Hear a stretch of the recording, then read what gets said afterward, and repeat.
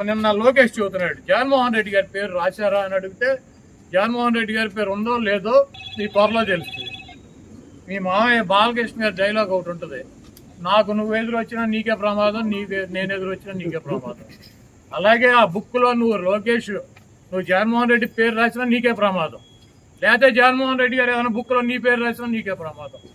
కాబట్టి జగన్మోహన్ రెడ్డి గారిని తక్కువ చేసో, జగన్మోహన్ రెడ్డి గారిని భయపెట్టో, జగన్మోహన్ రెడ్డి గారిని నైతికంగానో లేకపోతే అబద్ధాలు చెప్పో దెబ్బతీయాలన్నటువంటి మీ కుట్రలు శాశ్వతంగా ఫలించవు. ఏదైనా ఒక ఎన్నికల్లో ఫలిస్తాయి.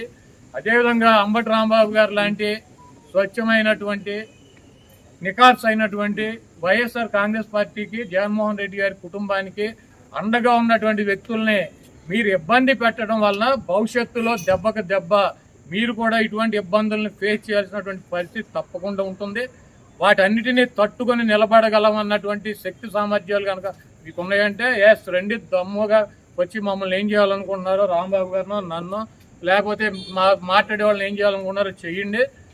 అయితే పక్కాగా ఒకటైతే చెబుతున్నాను, జగన్మోహన్ రెడ్డి గారు ఇక్కడ ఉన్నది మీ పిరికి చేష్టలకి మీ కొడత ఊపులకి బెదిరేటువంటి ప్రసక్తి ఉండదు. 2029లో జగన్మోహన్ రెడ్డి గారు మళ్ళీ ముఖ్యమంత్రి అవుతాడు. మేమందరం జగన్మోహన్ రెడ్డి గారికి అండగా ఉంటాం. మీరు ఎన్ని ఇబ్బందులు పెట్టినా, మీరు ఆఖరికి జైల్లో పెట్టినా, మమ్మల్ని ఏం చేసినా కూడా మేమైతే వెనక్కి తగ్గేటువంటి పరిస్థితి లేదు. జగన్మోహన్ రెడ్డి గారు ఇచ్చినటువంటి ప్రతి పిలుపుకి స్పందిస్తాం. ఆయన చెప్పినటువంటి ప్రతి కార్యక్రమానికి మేము ముందుంటాం. ఇటువంటి పిచ్చి చేష్టలు మానేసి కల్తీ పాలు తాగి రాజమండ్రిలో చనిపోయారు ఎంతమంది? 7. టపాకాయలు తయారు చేస్తా కాకినాడ వేటపాలెంలో 21 మంది చనిపోయారు. శ్రీకాకుళంలో మంచినీళ్లు తాగి కల్తీ అక్కడ చనిపోయారు. మీకు సిగ్గు శరం ఉంటే ఇది చూసుకోండి. ఇటువంటి కార్యక్రమాలు జరగకుండా ప్రజలు ఇబ్బంది పడుతున్నటువంటి ఇబ్బందులు చూడకుండా ఇవన్నీ అంబటి రాంబాబు గారిని 18 రోజులు, వాళ్ళని వంశీని 145 రోజులు, చెవిరెడ్డి భాస్కర్ రెడ్డిని 208 రోజులు, లేకపోతే జోగి రమేష్ని 81 రోజులు, లేకపోతే రేపు నన్ను 100 రోజులు పెట్టినా వైఎస్ఆర్ కాంగ్రెస్ పార్టీకి ఏమీ కాదు. మేము కూడా వెనక్కి తగ్గేటువంటి పరిస్థితి ఉండదు. మిమ్మల్ని ప్రజల్లో ఎండగట్టడం ఖాయం. రేపు జగన్మోహన్ రెడ్డి గారు ముఖ్యమంత్రిగా ఈ రాష్ట్రంలో అధికారంలోకి వచ్చిన తర్వాత ఈ కార్యక్రమాలు చేసినటువంటి అధికారులను కానీ, వాళ్ళకి తొత్తులుగా పనిచేసి మా ఇళ్లు పగలు కొట్టించినటువంటి అధికారులు కానీ, వాళ్ళకి అడుగులకు మడుగులు ఎత్తి ఫిజికల్గా అంబటి రాంబాబు గారు లాంటి ఎక్స్ మినిస్టర్లని ఫిజికల్గా అరెస్ట్ చేయాలన్నటువంటి వ్యక్తులు కానీ ఎవరిని వదిలిపెట్టేటువంటి పరిస్థితి ఉండదు. జగన్మోహన్ రెడ్డి గారు చెప్పినట్టు సప్త సముద్రాల అవతలు ఉన్నా కూడా తీసుకొచ్చి వాళ్ళందరికీ తగిన పనిష్మెంట్లు శాస్త్రం జరుగుతాయి 100%. ఎవరు కూడా వైఎస్ఆర్ కాంగ్రెస్ పార్టీ నాయకులు కానీ కార్యకర్తలు కానీ ఆధారపడవద్దు, అందరం కలిసి ముందుకెళ్తాం. ఈరోజు అంబటి రాంబాబు గారిని పరామర్శించి ఆయనకి జరిగినటువంటి అన్యాయం ఆయన మీదే కాకుండా వ్యక్తిగతంగా ఆయన కుటుంబ సభ్యుల మీద, ఆడపిల్లల మీద, ఇంటి మీద, ఆఫీస్ మీద దాడి చేయటం, పైగా ఆ దాడి చేసినటువంటి వ్యక్తుల్ని వదిలేసి ఆయన కనుక ప్రాంతంలో ఉంటే ఆయనకే ప్రాణానికి ఇబ్బంది ఉంటుందని చెప్పి పోలీసు మా వల్ల కాదు కాబట్టి ఆయన జైల్లో పెట్టమని చెప్పి కోర్టులో కేసులు పెట్టి ఆయన జైలుకి పంపించినటువంటి పరిస్థితి. ఈరోజు ఈ రాష్ట్రంలో వైఎస్ రాజశేఖర రెడ్డి గారితో పాటు ఆయన శిష్యుడిగా లేకపోతే ఆయన అంటే ఇష్టం ఉన్నటువంటి వ్యక్తిగా ఆయనతో పాటు ఆయన కష్టాల్లోనూ ఆయన సుఖాల్లోనూ ఆయన అధికారంలో లేనప్పుడు కూడా పదవి ఉన్నా లేకపోయినా కాంగ్రెస్ పార్టీలో ఆయనతో పాటు నడిచినటువంటి వ్యక్తి అంబటి రాంబాబు గారు. ఆయన మరణం తర్వాత ఆ కాంగ్రెస్ పార్టీని వదిలేసి జగన్మోహన్ రెడ్డి గారు బయటకు వస్తే, జగన్మోహన్ రెడ్డి గారు అడుగు బయటకు వేస్తే ఆయన అడుగుతో పాటు ఇంకో అడుగు పడిందంటే అది అంబటి రాంబాబు గారు.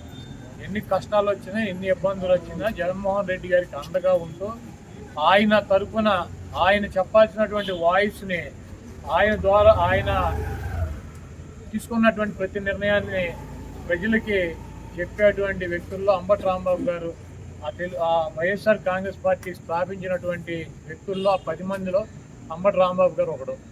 ఆయన ఎప్పుడు కూడా ఒక వ్యక్తిని దూషించటమో, లేకపోతే ఒక వ్యక్తిని కించపరిచి మాట్లాడటమో, లేకపోతే ఒక వ్యక్తిని బూతులు తిట్టినటువంటి సంఘటనలు మనం చూడాలి.